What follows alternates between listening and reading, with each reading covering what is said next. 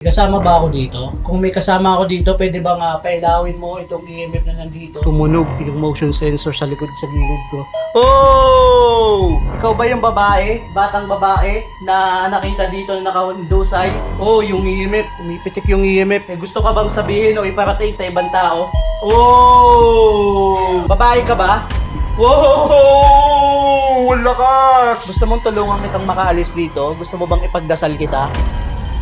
Nagtutunugan yung motion sensor ko. Dalawang gilid ko, kinikilabutan ako. Babae yung spirito na nandito. Ayaw tumigil, oh. Hinto mo na yung EMF. Alam ko na ikaw yan. Pwede bang itigil mo na? Ang sementeryo na ito ay matatagpuan sa Cavite City at halos 7 dekada na daw ang tanda nito. Ayon sa mga residente dito, maraming kababalaghan daw ang nangyayari dito. Minsan daw ay may nagpapakita ditong white lady at minsan naman daw ay espiritu ng pare na walang ulo. At ang pinaka nakakatakot sa lahat ay may batang pinaslang dito at walang awang pinagsamantalahan. Ang ito sa sementeryo ng Himlayang Caviteño Cemetery. Bakas ng pagkalagkat sa 15 anyos na si Shainadine Alejo. Natagpuan ng ni Shainadine sa pagitan ng isang nicho at musileo. At ang espiritu daw nito ang isa sa mga nagpaparamdam sa sementeryo na ito.